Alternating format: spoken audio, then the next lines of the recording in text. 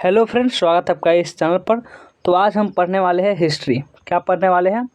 आज हम पढ़ने वाले हैं हिस्ट्री। अगर आपका हिस्ट्री सब्जेक्ट है तो इसको पढ़िए, नहीं है तो आपका ये कोई काम का नहीं है, आप इसको छोड़ सकते हैं। तो क्या कीजिए, अगर आपका हिस्ट्री सब्जेक्ट है तो आप लास्ट तक बन रही है। और आज हम एक नहीं, दो नहीं, बल्कि 100 पूरा 100 मोस्ट इम्पोर्टेंट प्रश्न को बताने वाले हैं। तो आपके लिए बहुत ज़्यादा क्लास होगा, इम्पोर्टेंट है।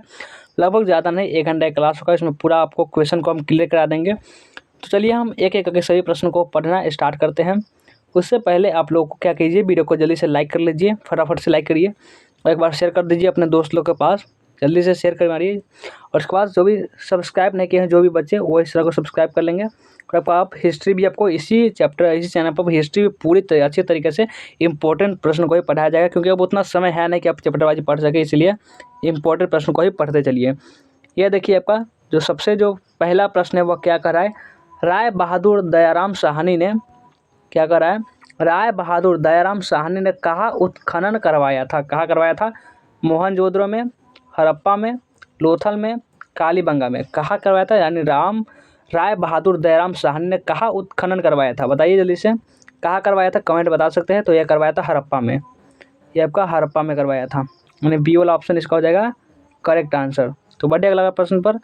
तो आइए जी, अगला प्रश्न बनाते हैं। देखिए, बनवाली किस राज्य में अवस्थित है? क्या कर रहा है इसमें? यह वह बनवाली जो है वह किस राज्य में अवस्थित है? गुजरात में, हरियाणा में, राजस्थान में और पंजाब में। बताइए, बनवाली जो है वह किस राज्य में अवस्थित है? तो जो बनवाली जो है ये आपका ये हरियाणा में उपस्थित है। कहाँ में? ये आपका हरियाणा में, आपका ये हरियाणा में जो है ये उपस्थित है। तो ये आपका हो गया राइट आंसर, बी वाला ऑप्शन इसका हो गया करेक्ट आंसर। चलिए अब बढ़ते हैं अगले प्रश्न पर। आइए देखते हैं कि अगला प्रश्न क्या कर रहा है। ये देखिए, अगला प्रश्न, कलकत्ता में एशियाटिक सोसाइटी की स्थापना की थी। कलकत्ता में एशियाटिक सोसाइटी की स्थापना की किसने? किसने स्थापना की थी, यही आपसे पूछा जा रहा है। तो बताना है आपको किसने की थी। तो ये की थी किसने? ये की थी आपका कनिंघम ने नहीं की थी, फ्लीट ने नहीं की थी, DC सरकार ने की थी, विलियम जेम्स ने की थी। विलियम जेम्स ने। डी वाला ऑप्शन इसका हो जाएगा करेक्ट आंसर। चलिए आगे बढ़ते हैं, आगे बढ़िए। मोहनजोदड़ो किस नदी के किनारे स्थित है? मोहनजोदड़ो जो है वह किस नदी के किनारे स्थित है? वो सिंधु नदी के किनारे स्थित है, सिंधु। फटाफट से हम आंसर ही बताते हुए चलते हैं ताकि आपको बहुत जल्दी रिवीजन हो जाए इसका। मोहनजोदड़ो किस नदी के किनारे स्थित है? तो ये स्थित है सिंधु नदी के किनारे। आगे बढ़िए। अब देखिए इसको, सिंधु सभ्यता में मोहर बनता था। सिंधु सभ्यता में मोहर बनता था किसका? वह सेल खड़ी का बनता था। लोहा का नहीं बनता था, तांबा का नहीं मिलता था, इनमें से सभी। जो सभ्यता में मोहर जो बनता था वह सेल खड़ी का मिलता था। आगे बढ़िए। अब आइए नेक्स्ट क्वेश्चन पर। देखिए, ये है आपका 6 नंबर प्रश्न। इसमें क्या करा है? किस भारतीय शासक को नेपोलियन की संज्ञा दी गई है? किस भारतीय शासक को नेपोलियन की संज्ञा दी गई है? तो वह दी गई है चंद्रगुप्त की। चंद्रगुप्त मौर्य नहीं होगा, कनिष्क नहीं होगा, हर्षवर्धन नहीं होगा, वह समुद्रगुप्त की होगा। किस भारतीय शासक को नेपोलियन की संज्ञा दी गई है? तो वह समुद्रगुप्त को दी गई है। आगे बढ़ते हैं। देखिए कितना प्रश्न, 7 नंबर की। 16 महान पदों में सबसे शक्तिशाली महान पद कौन था? 16 महाजन पदों में सबसे शक्तिशाली महाजन पद कौन था? तो वह मगध था। अवंती नहीं था, कौशल नहीं था, गंधार नहीं था, वो मगध था। मगध साम्राज्य। चलिए आगे बढ़ते हैं। अब अगला प्रश्न पर आते हैं फटाफट से। देखिए अगला प्रश्न क्या कर रहा है। किस शिलालेख में, आपको आंसर बताते हुए चलते हैं, किस शिलालेख में अशोक के कलिंग विजय का उल्लेख है? किस शिलालेख में अशोक के कलिंग विजय का उल्लेख है? तो वह उल्लेख है प्रथम में नहीं है, सप्तम में नहीं है, दशक में नहीं है, वो 13वां में है, 13वां। चलिए आगे बढ़िए। अब भाई देखिए 9 नंबर जो प्रश्न करा है, अर्थशास्त्र की रचना कब हुई थी? अर्थशास्त्र जो है उसकी रचना कब हुई थी? 6वीं शताब्दी ईसा पूर्व में, 5वीं शताब्दी ईसा पूर्व में, 4वीं शताब्दी ईसा पूर्व में, या फिर कब? अर्थशास्त्र की रचना जो हुई थी वह कब हुई थी? अर्थशास्त्र की रचना हुई थी 4वीं शताब्दी ईसा पूर्व में, 4वीं शताब्दी। सी वाला ऑप्शन इसका हो जाएगा करेक्ट आंसर। बढ़ते हैं अगला प्रश्न पर। आइए फटाफट से देखते हैं अगला प्रश्न, और शेयर करते रहेंगे, शेयर में कंजूसी नहीं करनी है। 10वां नंबर प्रश्न है, वज्जी को सामाजिक ग्रंथों में कहा गया है। वज्जी को सामाजिक ग्रंथों में क्या कहा गया है? गणसंध, गणतंत्र, राजतंत्र या इनमें सभी। तो ये कहा गया है क्या? ये आपका गणसंध कहा गया है। आगे बढ़ते हैं। 11वां प्रश्न जो है देखिए इसको, पाटलिपुत्र नगर की स्थापना की गई थी? पाटलिपुत्र नगर की स्थापना की गई थी मुंडक द्वारा, बिम्बिसार द्वारा, उदयन द्वारा या अजातशत्रु द्वारा? तो वह उदयन द्वारा किया गया था। पाटलिपुत्र नगर की जो स्थापना की गई थी वह उदयन द्वारा की गई थी। सी वाला ऑप्शन इसका हो जाएगा करेक्ट आंसर। बढ़ते हैं आगे। कुरुक्षेत्र का युद्ध किसने जीता? कुरुक्षेत्र का युद्ध ये तो बच्चा जानता होगा, जो भी महाभारत देखा होगा सब जानता होगा। कुरुक्षेत्र का जो युद्ध किसने जीता था? तो कुरुक्षेत्र का युद्ध किसने जीता था? पांडवों ने जीता था। पांडु के पुत्रों अर्जुन, भीम, नकुल, सहदेव ये सब जीता था। कौरव तो हार गए थे, संथाल तो मंगल की बात ही नहीं, वो पांडवों ने जीता था। क्यों जीता था? क्योंकि वहाँ पे भगवान कृष्ण उसके साथ खड़े हुए थे, अर्जुन के साथ। नहीं तो फिर एक से एक आप देखेंगे कौरव में एक से एक महारथी, भीष्म पितामह, गुरु द्रोण, आचार्य द्रोण, महारथी कर इतने महाबली योद्धा को तो जीत ही नहीं पाता पांडव, मारे जाते पकड़ पकड़ के। आगे बढ़ते हैं, देखिए अब आगे आइए। ये देखिए आपको 13 नंबर प्रश्न, 13 नंबर जो प्रश्न क्या करे, अम्बा अम्बालिका किसकी पत्नियां थी? अम्बा देखिए, अम्बा अम्बालिका किसकी पत्नियां थी? चित्रांगदा, विचित्रवीर्य, पांडु, दुर्योधन। अम्बा अम्बालिका किसकी पत्नी थी? तो वे पत्नी थी पांडु की। किसकी? पांडु की पत्नी थी। महाभारत देखना चाहिए आपको, देखे ही होंगे, कोई कहने वाली बात तो है नहीं, देखे ही होंगे। द्रौपदी किसकी पत्नी थी? बताइए, द्रौपदी किसकी पत्नी थी? बताइए जल्दी से, द्रौपदी किसकी पत्नी थी? तो वह इन सभी की थी। किसकी किसकी? अर्जुन की भी थी, नकुल की भी थी, सहदेव की भी थी। लेकिन जो स्वयंवर में जीता था वो कौन था? तो वो अर्जुन था। अगर पूछेगा तो बता दीजिएगा, स्वयंवर में अर्जुन ने द्रौपदी को जीता था। जब धनुष बाण का जब प्रोग्राम हो रहा था तब जीता था। देखते थे कि बहुत सारे मछली की आँख में निशान लगाना था, वहाँ पे बहुत कठिन परिश्रम, सभी गए हुए थे, दुर्योधन, भीम सभी पहुँचे हुए थे, सभी असफल होते हैं। वहाँ पे सिर्फ 3 ही लोग थे जो उपस्थित सभा में जो कि ये प्रतियोगिता में सफल हो सकते थे। एक कौन था? एक स्वयं कृष्ण थे, एक स्वयं कृष्ण थे, और एक कौन था? एक था आपका कर्ण। एक कर्ण था जो कि कर सकता था, और जो तीसरा था वह था अर्जुन। अर्जुन था, लेकिन क्या था, ये द्रौपदी को तो शादी करना था सिर्फ अर्जुन से, तो उसने क्या किया, कृष्ण तो उनके समर्थन में थे। कर्ण को सूत पुत्र कह के वहाँ से क्या किया गया, निष्कासित किया गया कि मैं किसी सूत से विवाह होकर नहीं करूँगी, द्रौपदी ने कहा। तो इसीलिए अर्जुन को जीतना पड़ा, क्योंकि यहाँ महारथी की कमी तो नहीं थी, क्योंकि वहाँ पे भीष्म पितामह ऐसा नहीं, वो जितने भी महारथी सभी परीक्षा में सफल हो सकते थे, लेकिन सिर्फ और सिर्फ अर्जुन के लिए ही ये रखा गया था। नहीं तो क्यों धनुष बाण का क्यों होता था, गदाधारी का भी होता, गदा का प्रदर्शन होता। द्रौपदी किसकी पत्नी थी? तो ये अर्जुन की थी, या इसमें कोई संदेह नहीं। आगे बढ़िए, अर्जुन की नहीं, अरे नहीं होगा, अर्जुन जीता था, लेकिन इसमें क्या 5 पांडवों से शादी करने के लिए कहा गया था। 5 पांडव उनके क्या थे? द्रौपदी के पति थे। यानी कि इसमें से जो दिया गया सभी हो जाएगा, डी वाला ऑप्शन इसका हो जाएगा करेक्ट आंसर। बढ़िए, अगला प्रश्न 15 नंबर देखिए। 15 नंबर क्या कह रहा है, महाभारत के किस, क्या है इसमें देखिए इधर को, महाभारत के किस पर्व में वर्ण व्यवस्था का उल्लेख मिलता है? महाभारत के किस पर्व में वर्ण व्यवस्था का उल्लेख मिलता है? आदि पर्व में, भीष्म पर्व में, शांति पर्व में, इनमें से सभी में? तो वे मिलता है शांति पर्व में। बढ़ते हैं आगे, आगे बढ़िए फटाफट से, आगे आते हैं। देखिए अगला जो प्रश्न है, सांची का स्तूप किस धर्म से संबंधित है? क्या है इसमें, पढ़िए पहले। सांची का धूप, सांची का स्तूप किस धर्म से संबंधित है? बौद्ध धर्म से, जैन धर्म से, ब्राह्मण धर्म से, सिख धर्म से? तो वो बौद्ध धर्म से संबंधित है। सांची का जो स्तूप है वो बौद्ध धर्म से संबंधित है। आगे बढ़िए, 17वां प्रश्न देखिए, श्वेतांबर और दिगंबर, श्वेतांबर और दिगंबर का संबंध किस धर्म से है? बताइए जल्दी से, श्वेतांबर और दिगंबर का संबंध किस धर्म से है? हिंदू धर्म से, बौद्ध धर्म से, श्वेत धर्म, शैव धर्म से, या फिर जैन धर्म से? तो वे श्वेतांबर और पितामह का जो संबंध है वह है जैन धर्म से। किससे? जैन धर्म से संबंधित है, जैन धर्म से। आइए बढ़ते हैं आगे, 18वां प्रश्न देखिए, प्रारंभिक बौद्ध धार्मिक ग्रंथ किस भाषा में लिखे गए हैं? प्राकृत में, पाली में, संस्कृत में, अपभ्रंश में? किस में लिखे गए हैं बताइए? तो वे लिखे गए हैं किस में? वे लिखे गए हैं पाली में, पाली में लिखे गए हैं। बढ़ते हैं आगे, अब आगे देखिए अगला प्रश्न क्या कह रहा है, देखिए बौद्ध साहित्य मुख्य रूप से लिखा गया था, बौद्ध साहित्य मुख्य रूप से लिखा गया था संस्कृत में, पत्नी में, प्राकृत में, या फिर हिंदी में? बौद्ध साहित्य जो था मुख्य रूप से लिखा गया था किस में? प्राकृत में लिखा गया था, प्राकृत में। आइए अगला प्रश्न, देखिए इसी प्रकार से 100 बताने वाले और 100 खंड आपको किसी भी तरह से याद कर लेना है, तो ये सब बहुत जरूरी है याद करना।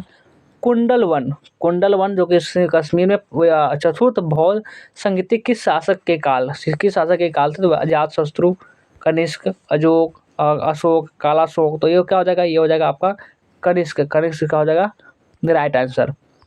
ये एक आपका 21वां प्रश्न है। हिनयानी पुस्तकें किस भाषा में। देखिए आपका जो आपका और आप आर्ट्स है और आपका हिस्ट्री सिर्फ सब्जेक्ट है, तो आप इसको इस तरह से आप पढ़ सकते हैं कि हम सिर्फ हिस्ट्री पढ़ाने वाले नहीं, तो हम physics, chemistry, biology, Hindi, English ये सब पढ़ाते हैं। आप Hindi English Hindi grammar, English grammar और हिस्ट्री का तैयारी इस तरह से आप आसानी से कर सकते हैं। हिनयानी पुस्तकें किस भाषा में है। संस्कृत में है, पाली में है, प्राकृत में है, बौद्ध में है। तो वे कहाँ है, तो वह है आपका पाली में। बी वाला ऑप्शन इसका हो जाएगा करेक्ट आंसर। बढ़ते हैं आगे। आगे देखिए आगे क्या है, देखिए फटाफट से देखिए आगे 22वां प्रश्न जो आगे क्या करा। महावीर स्वामी की पुत्री, महावीर स्वामी की पुत्री अनोजिया प्रियदर्शना का विवाह किससे हुआ था। आनंद से, पाजली से, जमाली से, या इनमें से कोई नहीं। तो हुआ था जमाली से। महावीर स्वामी की पुत्री अनोजिया प्रियदर्शना का जो विवाह हुआ था वो हुआ था जमाली से। आगे बढ़िए 23वां प्रश्न को देखिए। अल बरूनी किसके साथ भारत आया था। अल बरूनी जो था वो किसके साथ भारत आया था। मोहम्मद बिन कसीम के साथ, मोहम्मद गजनवी के साथ, मोहम्मद गौरी के साथ, या फिर बाबर के साथ। तो वे आया था मोहम्मद गजनवी के साथ। अल बरूनी जो था वो किसके साथ भारत आया था, तो वह मोहम्मद गजनवी के साथ भारत आया था, इसमें कोई संदेह नहीं है। आइए 24वां प्रश्न। वास्को डिगामा कब भारत पहुंचा। वास्को डिगामा जो आप 10th का हिस्ट्री में पढ़े होंगे, वास्को डिगामा कब भारत पहुंचा था। 17 मई 1498 को, 17 मार्च 1598 को, 1700 या फिर 17 मार्च 1498 ईस्वी को, या फिर 17 मई 1598 को। तो वे हुआ था 17 मई 1498 ईस्वी को वास्को डिगामा का भारत पहुंचा था। 17 मई 1498 को। और बढ़े अगला प्रश्न पर। तो देखिए अगला प्रश्न पर आ जाइए 25वां प्रश्न भाई। 25वां प्रश्न जो है कि अनेक विदेशी यात्रियों ने भारत के जिन 2 चीज़ों का क्या असम्मान किया था वो क्या था।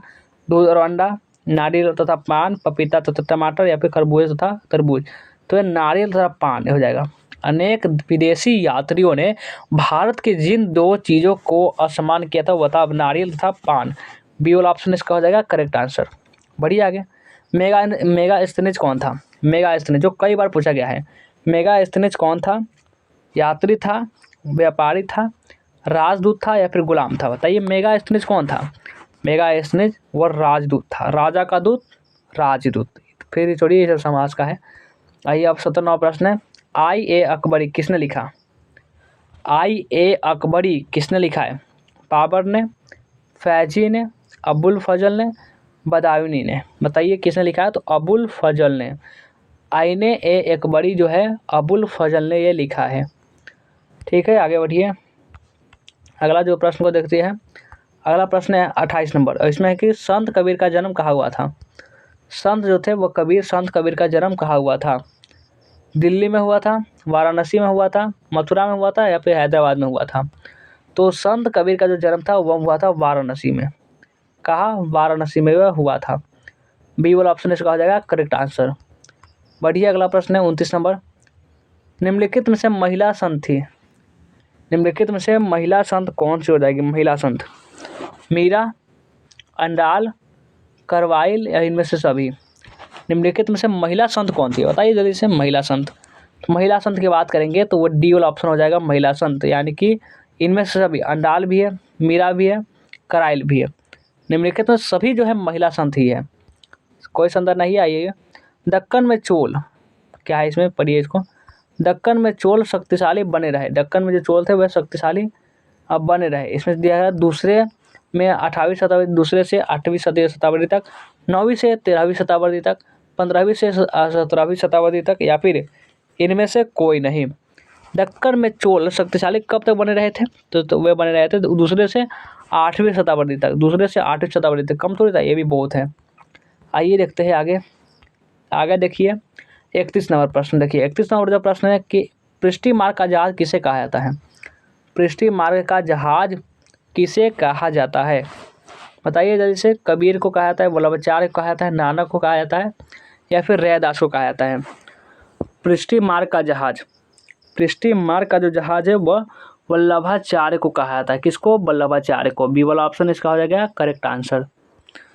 बढ़िए अगला प्रश्न पर। राजकुमार द्वारा का संबंध।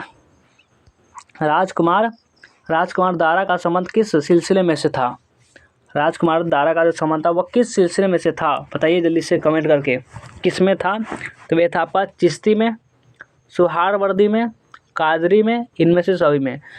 तो क्या है, राजकुमार द्वारा का संबंध किस सिलसिले से था? वह था कादरी से, वह कादरी से संबंध था। चलिए आगे बढ़ते हैं, आगे आइए। 33वां प्रश्न है, बंगाल के प्रसिद्ध संत कौन थे? बंगाल के प्रसिद्ध संत कौन थे? चैतन्य महाप्रभु, गुरु नानक, कबीर, बाबा फरीद। बंगाल के जो प्रसिद्ध संत कौन थे? तो प्रसिद्ध संत चैतन्य महाप्रभु हो जाएंगे। ए वाला ऑप्शन इसका हो जाएगा करेक्ट आंसर। आइए बढ़िए अगला प्रश्न पर आते हैं, फटाफट से आइए। 34वां प्रश्न है, भारत में मुगल वंश का संस्थापक कौन था?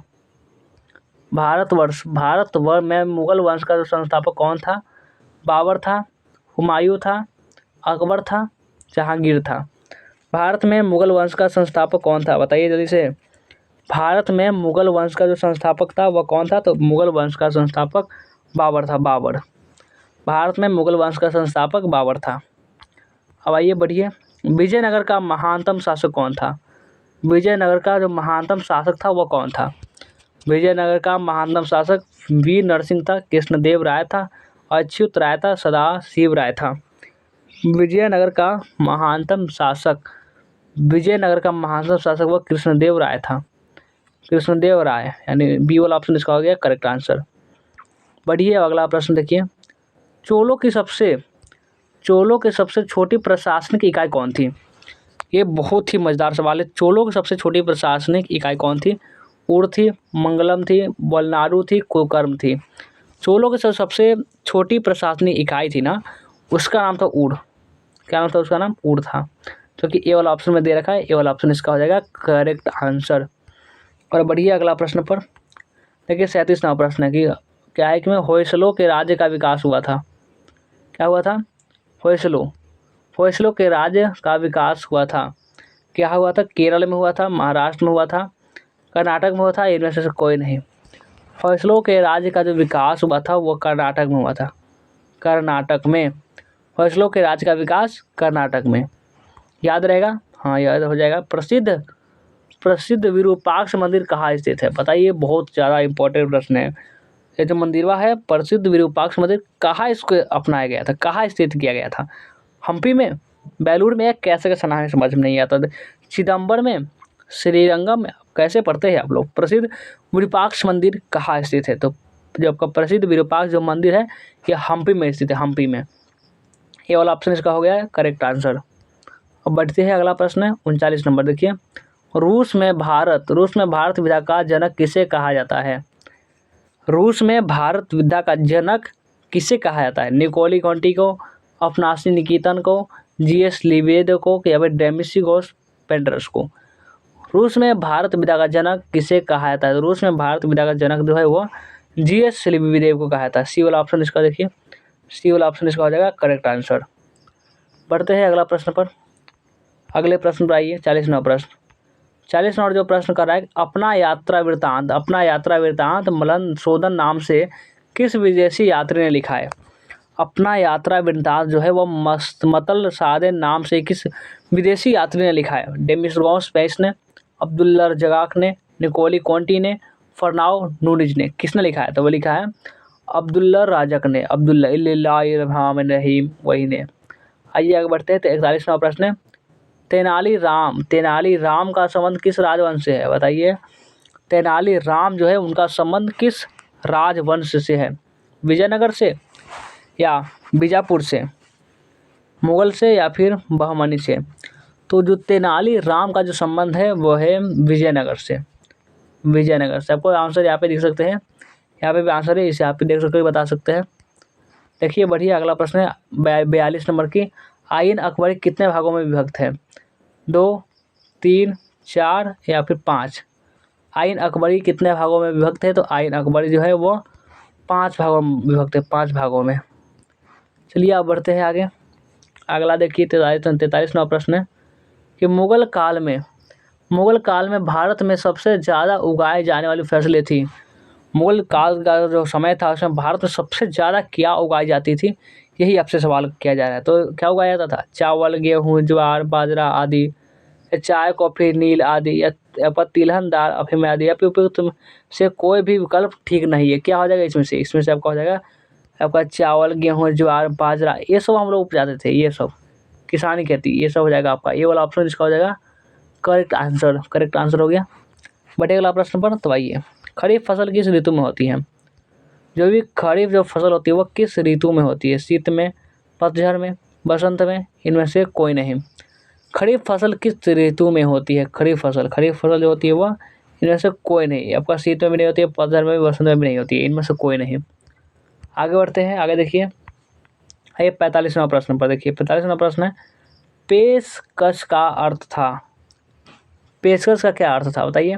हिंदुओं द्वारा दिए जाने वाला एक धार्मिक कर, मुगल राज के द्वारा दी जाने वाली एक प्रकार की भेंट, युद्ध स्तर से लूटा हुआ माल, या मराठ द्वारा अंग्रेजों से वसूला गया तटकर।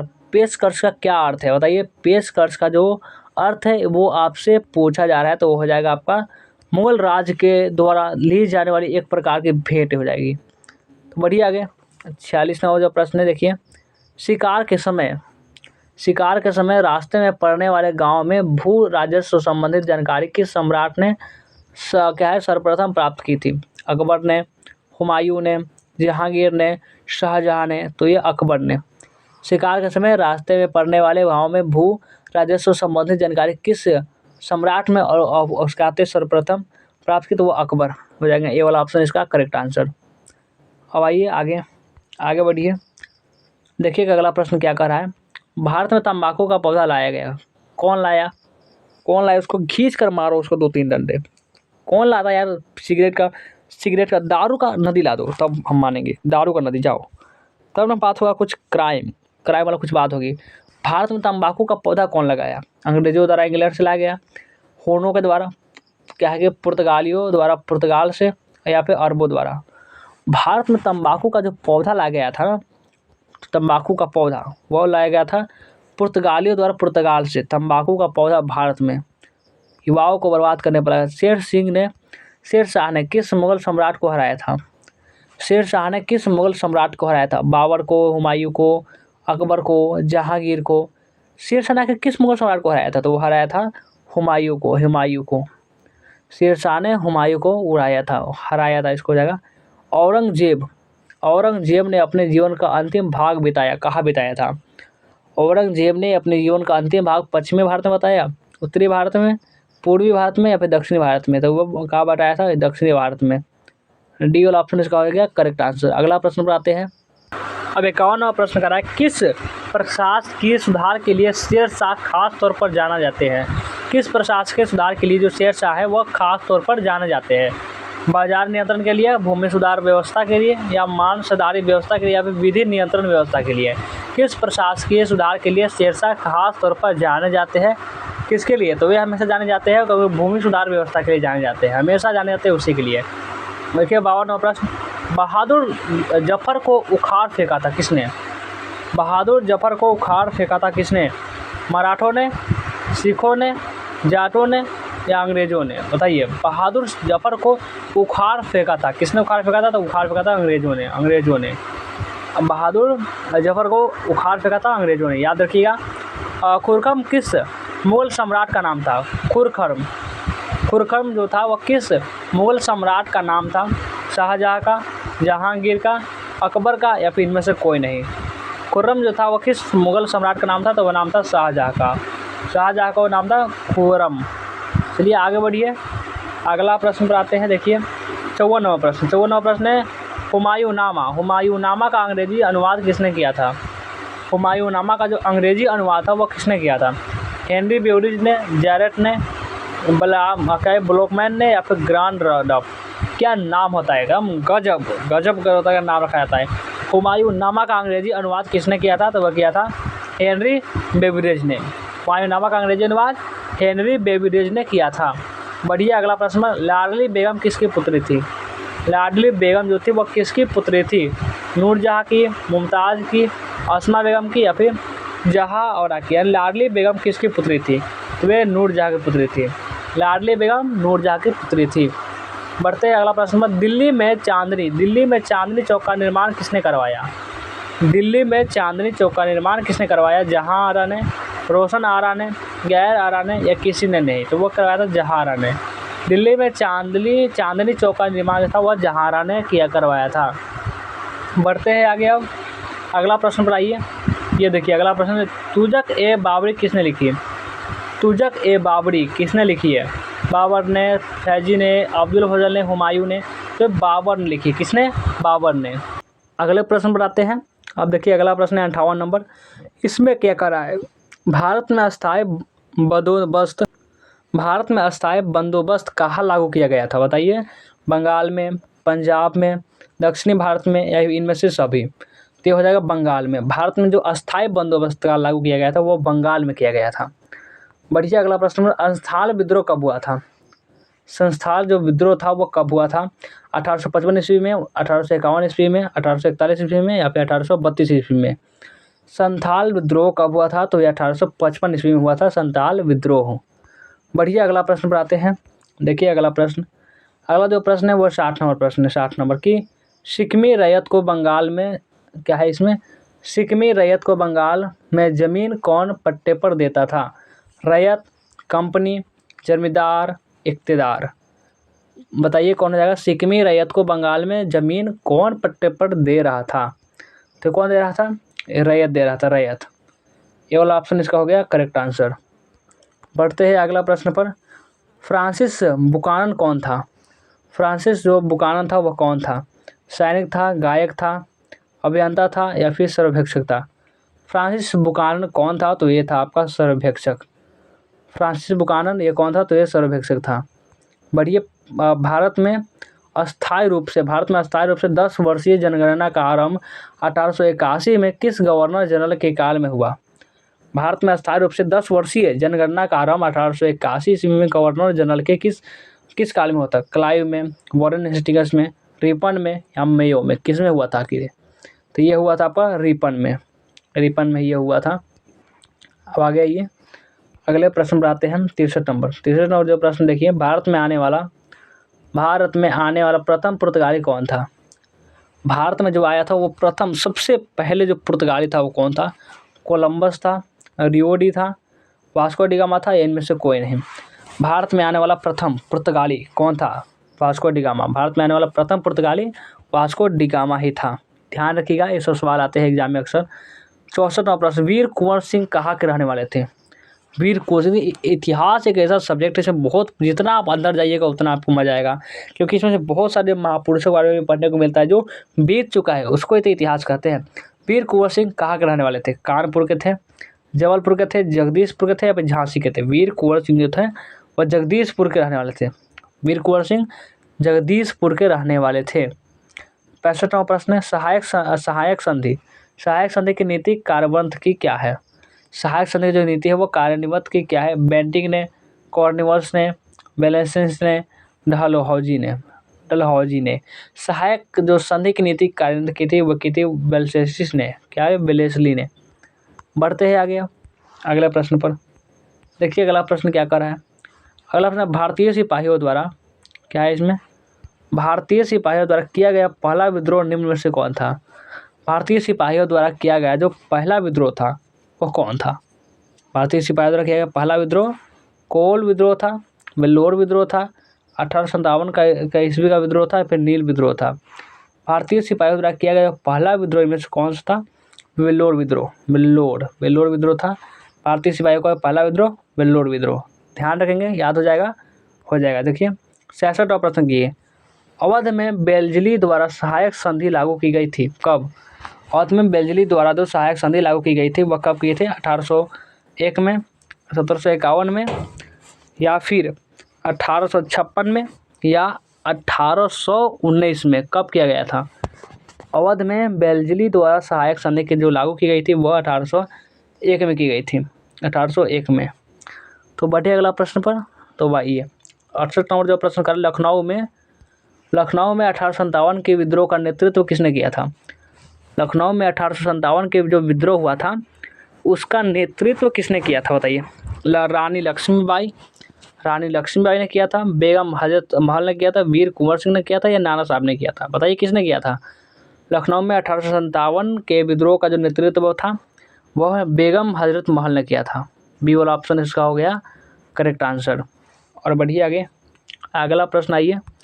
देखिए कि झोंकन बाग हत्याकांड 8 जून को कहाँ पर हुआ? झोंकन बाग जो हत्याकांड था वो 8 जून को हुआ था और कहाँ पर हुआ था बताना है। तो वे झांसी में हुआ था। कहाँ? झांसी में हुआ था, कानपुर में नहीं, सागर में नहीं, लखनऊ में नहीं। झोंकन बाग हत्याकांड 8 जून को ये कहाँ हुआ था? झांसी में हुआ था। ये सब जो आंसर है आपको पता होना चाहिए।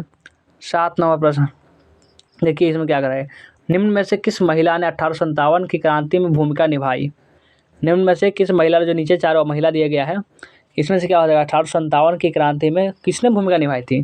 ताईबाई ने, अजीनन ने, शीला देवी ने या इनमें से सभी ने? तो क्या डी वाला ऑप्शन, इनमें से सभी ने। इनमें से सभी ने बराबर बराबर भूमिका निभाई थी 1857 की क्रांति में। अगले प्रश्न पर आते हैं। देखिए अगला प्रश्न क्या करा है, 71 नंबर। रानी लक्ष्मीबाई का जन्म किस स्थान पर हुआ था? रानी लक्ष्मीबाई का जो जन्म था वो किस स्थान पर हुआ था? झांसी में, काशी में, कानपुर में, कालपी में? बताइए। रानी लक्ष्मीबाई का जन्म जो था वो किस स्थान पर हुआ था? तो हुआ था काशी में। काशी में हुआ था रानी लक्ष्मीबाई का जन्म, इस स्थान पर, तो काशी में हुआ था। और बढ़िया अगला प्रश्न पर आते हैं। देखिए अगला प्रश्न है 72 नंबर। 72वां प्रश्न है, 1857 की क्रांति का प्रमुख कारण क्या था? 1857 में जो क्रांति हुआ था उसका मेन कारण, प्रमुख कारण क्या था? सती प्रथा की समाप्ति, व्यक्तिगत पर सिद्धांत, चर्बी वाले कारतूस या ईसाई धर्म का प्रचार? 1857 की क्रांति का प्रमुख कारण क्या था? तो जो प्रमुख कारण था वो था चर्बी वाले कारतूस। सी वाला ऑप्शन इसका हो जाएगा करेक्ट आंसर। 73वां प्रश्न देखिए, कलकत्ता में सर्वोच्च न्यायालय की स्थापना की गई थी। क्यों की गई थी? कलकत्ता में सर्वोच्च न्यायालय की जो स्थापना की गई थी कब की गई थी? 1885 ईस्वी में, 1773 में, 1771 में या फिर 1673 में? कलकत्ता में सर्वोच्च न्यायालय की जो स्थापना की गई थी वो की गई थी 1773 में। कितना में? 1773 में। ईयर आपको याद रखना है। सर्वे ऑफ इंडिया का गठन किया गया था। आपके लिए थोड़ा मुश्किल होगा जानते हैं, लेकिन फिर भी कोशिश कीजिएगा। ईयर जो होगा आपको साल होगा याद कर लेना है। सर्वे ऑफ इंडिया का गठन किया गया था? कब किया गया था? 1878 में, 1778 में, 1978 में या 2007 में? सर्वे ऑफ इंडिया का जो गठन किया गया था वो 1878 में किया गया था। तो बढ़ते हैं आगे अगला प्रश्न पर। अगला प्रश्न 75 नंबर। मद्रास का नाम बदलकर रखा गया। मद्रास को जो नाम बदलकर क्या रखा गया था? चेन्नई, बंगलुरु, हैदराबाद या फिर सिकंदराबाद? मद्रास का जो नाम बदलकर रखा गया था वो रखा गया था चेन्नई। मद्रास का नाम बदलकर चेन्नई रख दिया गया था। अब बढ़ते हैं अगला प्रश्न पर। फोर्ट विलियम क्या है? फोर्ट विलियम किस शहर में स्थित है? फोर्ट विलियम जो है वो किस शहर में स्थित है? बम्बई में, मद्रास में, दिल्ली में, कोलकाता में? फोर्ट विलियम जो है वह किस शहर में स्थित है? तो वह कोलकाता में स्थित है। कोलकाता में। कब? कोलकाता में। डी वाला ऑप्शन इसका हो गया correct answer. Fort William Kolkata में स्थित है। देखिए 77वां प्रश्न। जय हिंद का नारा किसने दिया? जय हिंद किसने दिया? के भगत सिंह ने, चंद्रशेखर आजाद ने, जवाहरलाल नेहरू ने या फिर सुभाष चंद्र बोस ने? जय हिंद का जो नारा किसने दिया था? जय हिंद का नारा सुभाष चंद्र बोस ने दिया था। डी वाला ऑप्शन इसका हो गया करेक्ट आंसर। और बढ़िए अगला प्रश्न पर। देखिएगा अगला प्रश्न है, इसको देखिए 78वां प्रश्न कि गांधी जी के राजनीतिक गुरु कौन थे? गांधी जी के राजनीतिक गुरु कौन थे? मदन मोहन मालवीय, गोपाल कृष्ण गोखले, लाला लाजपत राय, पंडित द्वारिका प्रसाद मिश्र? गांधी जी के राजनीतिक गुरु कौन थे? राजनीतिक गुरु जो राजनीति में बहुत कुछ सिखाया उन्होंने। तो गांधी जी के जो राजनीतिक गुरु थे उनका नाम था क्या? गोपाल कृष्ण गोखले। आप लोग इसका जो बचपन से पढ़ते आ रहे होंगे, कोई नए बच्चे इसमें हुए नहीं कि गोपाल कृष्ण गोखले को नहीं जानते। ये महात्मा गांधी जी के बहुत अच्छे गुरु थे। अब देखिए 69वां प्रश्न। जय जवान जय किसान का नारा किसने दिया? देखिए यही सब तो आते हैं आपके एग्जाम में, और कुछ आता ही नहीं है, यही सब आते हैं। जय जवान जय किसान का नारा किसने दिया? महात्मा गांधी, बाल गंगाधर तिलक, लाल बहादुर शास्त्री, भीमराव अम्बेडकर? किसने दिया था? जय जवान जय किसान का जो नारा था वो लाल बहादुर शास्त्री ने दिया था। क्या जबरदस्त लाइन बोली थी, मजा आ गया सुन के। आगे बढ़ते हैं आगे। अगला जो है देखिए, अगला जो कितना नंबर क्वेश्चन है? 80 नंबर। जवाहरलाल नेहरू भारत के प्रथम प्रधानमंत्री बने कब? जवाहरलाल नेहरू भारत के प्रथम प्रधानमंत्री कब बने थे? 1946 में, 1947 में, 1948 में, 1950 में। जवाहरलाल नेहरू भारत के प्रथम प्रधानमंत्री बने थे, वो 1947 का सन था। 1947 में वो प्रधानमंत्री बने थे, जवाहरलाल नेहरू प्रथम प्रधानमंत्री। देखिए, काला कानून किसे कहा गया है? काला कानून किसे कहा गया है? रॉलेट कोर्ट एक्ट के, इलर्ट बिल के, बूर विस्टिस्चैप के, बंगाल प्रस्ताव के। काला कानून किसे कहा गया है? काला कानून जो है वह रॉलेट एक्ट को कहा गया है। रॉलेट एक्ट, ये वाला ऑप्शन इसका इम्पोर्टेंट हुआ बहुत ज़्यादा।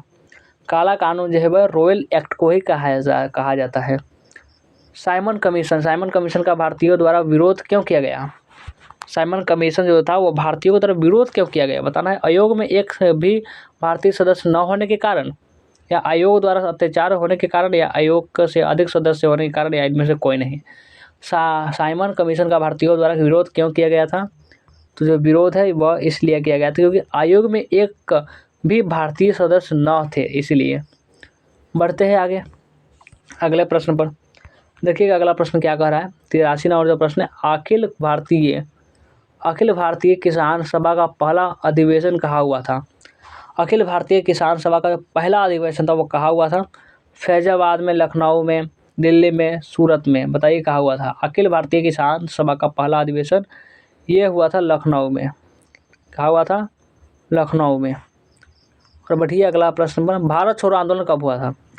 भारत छोड़ो आंदोलन कब हुआ था? ये जो इंडियन को करे भारत छोड़ो, और ये कहेगा तो अरे बर्बाद हो जाएगा, अरे हमको क्यों करा भारत छोड़ने के लिए। 8 अगस्त 1942 में हुआ था। 6 अगस्त 1940 में भारत छोड़ो आंदोलन का हुआ था। भारत छोड़ो आंदोलन कब हुआ था? तो ये 25 जनवरी 1949 को, या फिर तो ये हो जाएगा 8 अगस्त 1942 को। इसका सही आंसर हो जाएगा 8 अगस्त 1942 को भारत छोड़ो आंदोलन इसी साल में हुआ था। तो ये आपको याद रखना है। बढ़ते हैं आगे अगला प्रश्न पर। देखिए अगला प्रश्न क्या कर रहा है। निम्नलिखित में से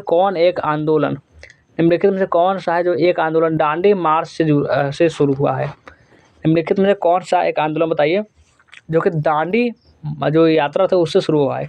स्वदेशी आंदोलन, सविनय अवज्ञा आंदोलन, असहयोग आंदोलन, या भारत छोड़ो आंदोलन। तो वे हुआ सविनय अवज्ञा आंदोलन। जब भी जो समुद्र के जो भी महात्मा गांधी जी गए हुए थे दांडी यात्रा, तो ऐसे पर सविनय अवज्ञा आंदोलन जो था वो शुरू हुआ था। महात्मा गांधी का जन्म कहाँ हुआ, बताना है कि महात्मा गांधी का जन्म कब हुआ था। 2 अक्टूबर 1869 ईस्वी गुजरात में, 2 अक्टूबर 1866 कोलकाता में, 2 अक्टूबर 1869 राजस्थान में। तो ये हुआ था सी वाला ऑप्शन करेक्ट आंसर। इतना नहीं जानते हो तो आपको लालच है आपको इस बात पर रहने पर। देखिए आगे अगला प्रश्न, ये देखिए आपका 87 नंबर प्रश्न है। 87 नंबर, सर की उपाधि किसने वापस की थी? सर की उपाधि किसने वापस की थी? सर की उपाधि महात्मा गांधी ने, बाल गंगाधर तिलक ने, रविंद्रनाथ टैगोर ने, या फिर जवाहरलाल नेहरू ने। सर की उपाधि किसने वापस की थी?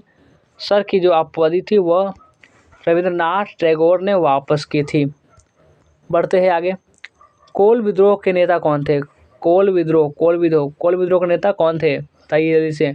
सिंधु कान्हू, बिरसा मुंडा, तीरथ सिंह, इनमें से कोई नहीं। कोल विद्रोह के जो नेता थे तो वे तो उनका नाम था, इनमें से कोई नहीं हो जाएगा। यानी सिंधु कान्हू भी नहीं, बिरसू भी नहीं, मेरे सब कुछ नहीं। कोल विद्रोह के जो नेता हो जाएंगे वे डी वाला ऑप्शन हो जाएंगे। चलिए अगला देखिए 89 नंबर, यह है कि शुद्ध आंदोलन जिस संस्था या संगठन से चलाया गया था वह था क्या? शुद्ध आंदोलन, जो शुद्धि आंदोलन था वो जिस संस्था या संगठन ने चलाया था वह क्या था? ब्रह्म समाज, आर्य समाज, यंग बंगाल आंदोलन, इनमें से कोई नहीं। तो इसमें से आर्य समाज था, उसमें आर्य समाज, जिसको स्वामी विवेकानंद ने इसकी स्थापना की थी। अब आगे बढ़िए, आगे पढ़ते हैं। देखिए अब ये आगे क्या है। लीग ने प्रत्यक्ष कार्यवाही दिवस मनाने का ऐलान किया था। कब किया था? 16 अगस्त 1946 में, 16 अगस्त 1948 में, 11 अगस्त 1945 में, या फिर इनमें से कोई नहीं। लीग ने प्रत्यक्ष कार्यवाही दिवस मनाने का जो ऐलान किया था ना वो किया था 16 अगस्त 1946 को, क्योंकि ये पहले ही किट ऑफ हो चुकी थी। चलिए आगे देखिए 51 नंबर जो प्रश्न है, फॉरवर्ड ब्लॉक 1939 की स्थापना किसने की थी? फॉरवर्ड जो ब्लॉक था 1939, इसकी स्थापना किसने की? जिन्ना ने, राजगोपालचारी ने, सुभाष चंद्र बोस ने, MM राय ने। फॉरवर्ड ब्लॉक की जो स्थापना थी वो की थी सुभाष चंद्र बोस ने। सी वाला ऑप्शन इसका हो गया करेक्ट आंसर। ठीक है, चलिए आगे बढ़ते हैं। 92 प्रश्न होगी। कैबिनेट मिशन 1946 ईस्वी में भारत आया, कौन कौन इसके सदस्य नहीं है? क्रिप्स, एवरी, फैथिक्स, लॉरेंस, अलेक्जेंडर। तो ये बी वाला ऑप्शन हो जाएगा, यानी एवरी जो है कैबिनेट मिशन 1946 ईस्वी में भारत आया, कौन इसके सदस्य नहीं है, तो इसमें एवरी हो जाएगा, जो इसको सदस्य जो है नहीं है। आइए अब अगला प्रश्न पर देखिए, अगला प्रश्न क्या कर रहा है। भारतीय स्वतंत्रता अधिनियम कब बनेगा? बच्चे बड़े ज़्यादा बच्चे उत्साहित जाने के भारतीय स्वतंत्रता अधिनियम जो है वो कब बनेगा? 4 जुलाई 1947 ईस्वी को, 18 जुलाई 1947 ईस्वी को, 20 जुलाई 1947 ईस्वी को, 15 अगस्त 1947 पड़ता ही नहीं है। भारतीय स्वतंत्रता जो अधिनियम है वो कब बना, बताइए जल्दी से। तो इसका क्या हो जाएगा? इसका हो जाएगा बी वाला ऑप्शन, यानी कि यही है 18 जुलाई 1947 ईस्वी को जन्म लेने वाली। अब आइए 94 नंबर, सीधी कार्रवाई की धमकी किसने दी थी? सीधी कार्रवाई की धमकी जो किसने दी थी? हिंदू महासभा, मुस्लिम लीग, स्वराज दल, कांग्रेस। सीधी कार्रवाई की भूमिका क्या थी? तो वे थी मुस्लिम लोग, मुस्लिम। बी वाला ऑप्शन इसका हो गया करेक्ट आंसर। ठीक है, चलिए आगे बढ़िए। 95वां प्रश्न, द्वितीय विश्व युद्ध किस वर्ष प्रारंभ हुआ था? जो दूसरा विश्व युद्ध था, द्वितीय विश्व युद्ध कब प्रारंभ हुआ था? 1937 में? नहीं। 1942 में? नहीं। 1945 में? नहीं। वो 1939 में। ठीक है, आगे बढ़िए। आगे आते हैं, देखिए अगला प्रश्न में। अब ज़्यादा नहीं बचा, वो समाप्त होने वाला है, थोड़ा देर और जाइए। भारतीय संविधान के अनुसार संप्रभुता निहित है। राष्ट्रपिता ने किसने निहित है? न्यायपालिका में, प्रधानमंत्री में, संविधान में। समझ में आ रहा है ये संविधान की बात कराइए, जो बहुत खराब आदमी है। देखिए 97वां प्रश्न को देखिए, पहले पढ़िए इसको। संविधान सभा में कुल कितने सूत्र थे? संविधान सभा में कुल कितने सूत्र थे? 11, 19, 21, 29। तो वे होगा 11, एक और 11 हो गया था। चलिए आगे बढ़िए। अब 98वां प्रश्न को देखिए। 98 सोमनाथ लाहिरी का जिस राजनीतिक दल से संबंध था वह क्या है? Communist party, Hindu Mahasabha, Congress party, मुस्लिम लीग। क्या है आखिर है? तो ये है आपका ए वाला ऑप्शन, यानी कि कम्युनिस्ट पार्टी। कम्युनिस्ट पार्टी हो जाएगा वो कम्युनिस्ट पार्टी। ठीक है, चलिए आगे बढ़ते हैं। अब देखिए आपका 99 और 100 नंबर जो प्रश्न है कि लॉर्ड माउंटेन ने भारत के क्या है कि वायसराय के रूप में कब प्रदान किया था? 24 मार्च 1947 को, 3 जून 1946 को, 15 अगस्त 1947 को, 24 नवंबर 1949 को जो होता है। चलिए अब आखिरी प्रश्न है। भारत को गणतंत्र घोषित किया गया है। भारत को गणतंत्र घोषित किया गया है 26 जनवरी 1950 को, 26 जनवरी 1930 को, 14 अगस्त 1950 को, या इनमें से कोई नहीं। तो इसमें से आपको 26 जनवरी 1950 को, ये वाला ऑप्शन इसका हो गया करेक्ट आंसर। तो आपका ये 100% बताया, इसमें से आपका कितना सही हुआ कमेंट करके जरूर बता सकते हैं। आज का क्लास कैसा लगा हमें कमेंट करके बताएंगे कैसा लगा क्लास। और लाइक नहीं किए होंगे लाइक भी कर लेंगे, जो भी नए बच्चे होंगे वह इस तरह सब्सक्राइब भी कर लेंगे। चलिए वीडियो को एंड करते हैं, मिलते हैं फिर से नेक्स्ट वीडियो में। तब तक के लिए टेक केयर एंड बाय।